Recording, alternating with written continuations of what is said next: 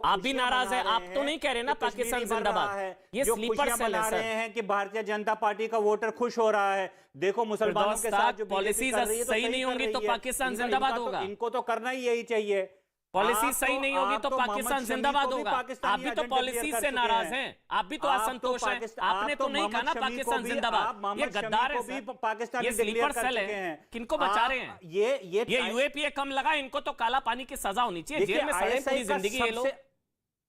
चोपड़ा साहब मेरी बात सुनिए। आईएसआई को स्लीपर सेल हिंदुस्तान में क्रिएट करने की जरूरत नहीं है, क्योंकि आईएसआई को हिंदुस्तान में स्लीपर सेल क्रिएट करने की जरूरत नहीं है, क्योंकि अब यहां पर आरएसएस और बीजेपी ने स्लीपलेस सेल आपके जैसे टीवी चैनल्स के तौर आपके जैसे टीवी चैनल्स के जरिए स्लीपलेस चैनल जो है, स्लीपलेस सेल्स जो है वो क्रिएट किए गए हैं। ठीक है पाकिस्तान को करने की मैं समझ गया आपकी बात। देखिए संबित आपको पैदा कर रहे हैं, ठीक कह रहे हैं आप, वो बिल्कुल सही कह रहे हैं। पाकिस्तान मजे से बैठ के उसका तमाशा देख रहा है। नहीं बिल्कुल सही कह रहे हैं फिरदौस ताक, आज मैं उनसे सहमत हूं। संबित आपको बच्चों से बात करनी चाहिए भाई, आपको वो भी कुछ कहना चाहते हैं, उनके दिल की बात आपको सुननी चाहिए कि वो क्यों बंदूक उठाते हैं, वो क्यों जवानों को शहीद करते हैं, वो क्यों पुलवामा पर जश्न मनाते हैं, वो क्यों उड़ी पर जश्न मनाते हैं, वो क्यों जवानों के शहीद होने पर जश्न मनाते हैं, वो क्यों भारत की हार पर जश्न मनाते हैं।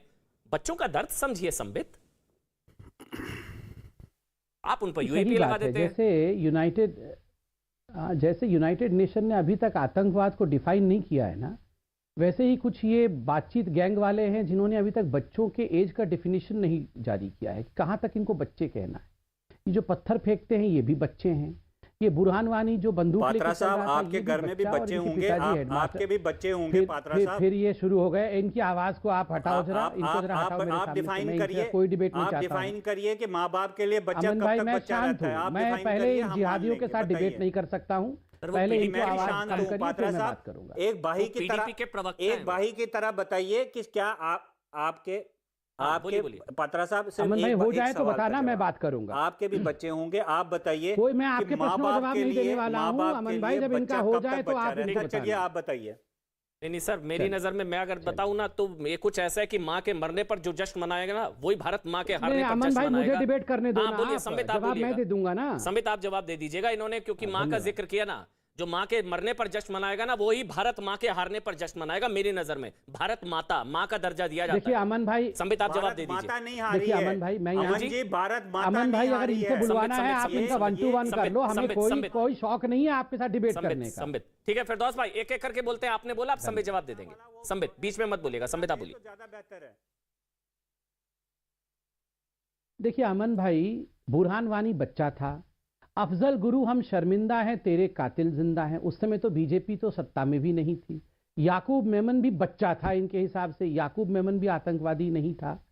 देखिए ये जो किलिंग्स हुई जम्मू कश्मीर में, ये कोई आज की कहानी नहीं है। ये जो क्रिकेट में ताली बज गई, ये कोई आज की कहानी नहीं है। विगत 30 वर्षों में 80,000 से अधिक लोग मारे गए। और ये जो कह रहे हैं ना कि अगर आप इस प्रकार की पॉलिसी बनाओगे तो हम तो पाकिस्तान के साथ खड़े हो जाएंगे, तो इस लॉजिक से तो यह ललित अंबरदार बैठे हुए हैं, कश्मीरी पंडितों को तो माउंट एवरेस्ट उठा लेना चाहिए था।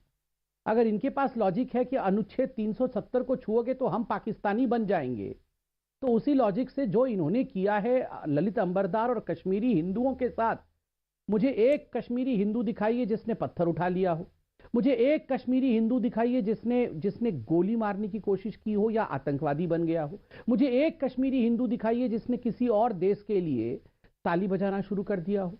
ये सारी प्रॉब्लम फिरदौस के साथ ही क्यों होती है? ये प्रॉब्लम कभी ललित अंबरदार के साथ क्यों नहीं होती है? मैं ये जानना चाहता हूं, नंबर 1।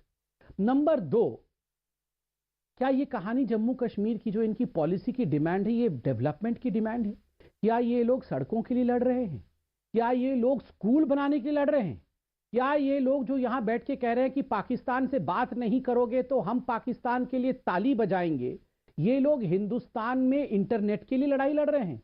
ये इनके बच्चे कैसे जाके हार्वर्ड में पढ़ेंगे उसकी लड़ाई लड़ रहे हैं? नहीं, ये लड़ाई लड़ रहे हैं अपनी आजादी की। क्योंकि आप याद करिए, सैफुद्दीन सोज ने कहा कि यदि आज भी हमें मौका मिले तो कश्मीरी हिंदुस्तान का भाग नहीं रहना चाहता है, वो चाहता है कि वो पाकिस्तान का हिस्सा बन जाए, वो इंडिपेंडेंट हो जाना चाहता है।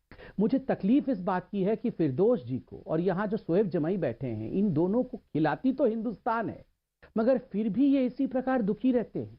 ये खाते हमारे टैक्स पेयर की पैसे से हैं, नौकरी करते हैं हमारे टैक्स पेयर के पैसे से, मगर जाते पाकिस्तान हमारा के नाम लिए। लेने की कोशिश कैसे की आपने? नहीं, आपने कैसे यहाँ से ये अपना परसेप्शन बनाया? जीव आपके से बाप कोशिश का की हिंदुस्तान है भैया, क्या? बिल्कुल नहीं, कोशिश आपके सही बाप का की। हिंदुस्तान है क्या? हाँ है ना मेरे बाप, फालतू बातें नहीं हाँ करनी मेरे है, बाप का ही डिबेट हिंदुस्तान है, बाबर का तो नहीं है, मेरे बाप का ही है भैया। पर्सनल बाबर का हिंदुस्तान नहीं है, मेरे बाप का हिंदुस्तान है, ये बात याद हिंदुस्तान है रखिए। क्या?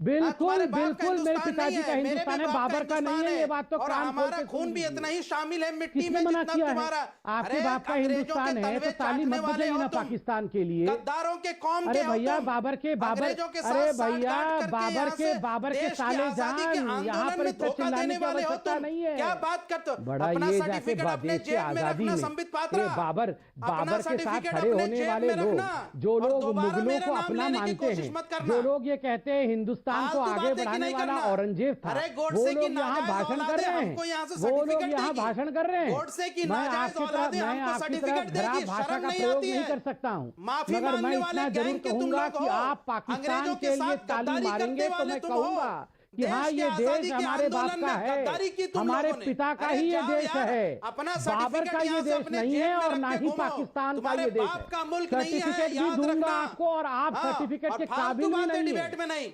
आप यहाँ पर दंगे कराने वाले, अरे आप सर्टिफिकेट यहाँ तो तुम अपने जेब आप में रख दो, शाहीन बाग तुम्हारे से टिलंडे दंगे में डाल कराने देंगे हम वाले, सर्टिफिकेट। आप तुम रतन लाल देश को के गोली गद्दार मारने हो। वाले, अंग्रेजों अंकित के को आजादी के आंदोलन काट में काट कौन के सा गोद तुमने यहाँ गोद से के बताओ मारने वाले, कुर्बानियां दी? आपके साथ तो तुम मैं एक डिबेट बात भी करना बताओ, नहीं चाहता हूँ। आजादी के आंदोलन में कौन सी कुर्बानी दी तुमने? चलिए ठीक है, देखिए, शोएब तुम्हारे जमाई, बाप दादाओं ने, तुम्हारे शोएब जमाई, विचारधारा चलिए के हो गया लोगों ना, ने किसके कितनी बाप का कुर्बानियां किसके दी बाप ये का बता पता दो नहीं, तुम। लेकिन आज बताओ बस। जी चलिए हो गया शोएब शोएब ये तो भाषा किसके बाप का, ये भाषा का सर नहीं है। आप पता नहीं कहाँ कौन से, क्या आप नेशनल टेलीविजन न्यूज़ 18 पर है, मेरा नेशनल पर नाम लिया है। गया चलिए अब गलत रुकिए हाँ, तरीके से। उन्होंने नाम लिया था, कोई गाली गलौज नहीं करी थी, आपने बोला किसके बाप का किसके बाप का, आप अपना स्तर बता रहे, ऐसे नहीं करना चाहिए ना, टॉपिक पे रहेंगे ना, ठीक है ना। चलिए अब मैं आपसे शोएब जमाई सीधा सवाल, जो मेरा आज का डिबेट है उसी पे आते हैं। गद्दारों से मुझे यूएपीए से सुधरेंगे गद्दार? चोपड़ा, ये समझ लीजिए। चलिए अब शोएब जमाई सवाल पर आते हैं, सवाल पर जिसके लिए आप आए हैं आज, ठीक है ना। यूएपीए से सुधरेंगे गद्दार? यूएपीए, देखिए अमन भाई, भारतीय होने के नाते मैं स्पष्ट तौर पर यह मानता हूं कि इस देश की बाउंड्री के अंदर जो भी जीवे जीवे पाकिस्तान या पाकिस्तान जिंदाबाद के नारे लगाता है वो देशद्रोही और गद्दार है। ठीक। इस मुल्क के अंदर जो हमारा मुल्क, जिसको हमारे बाप दादाओं ने, तमाम लोगों ने आज़ाद कराया और हमने अपनी एक बाउंड्री निर्धारित की, इस बाउंड्री के अंदर पाकिस्तान जिंदाबाद या जीवे जीवे पाकिस्तान का नारा लगाना बहुत ही बड़ा अपराध है और मैं मानता हूं कि यह देश के साथ एक विद्रोह है, इसलिए कार्रवाई होनी चाहिए। यूएपीए सही है, लेकिन मतलब जहां तक यूएपीए की बात है, मैंने कहा, अब मैं आ रहा हूं उसी पे, अच्छा, कि जी। यूएपीए एक एंटी टेररिज्म एक्ट है। अगर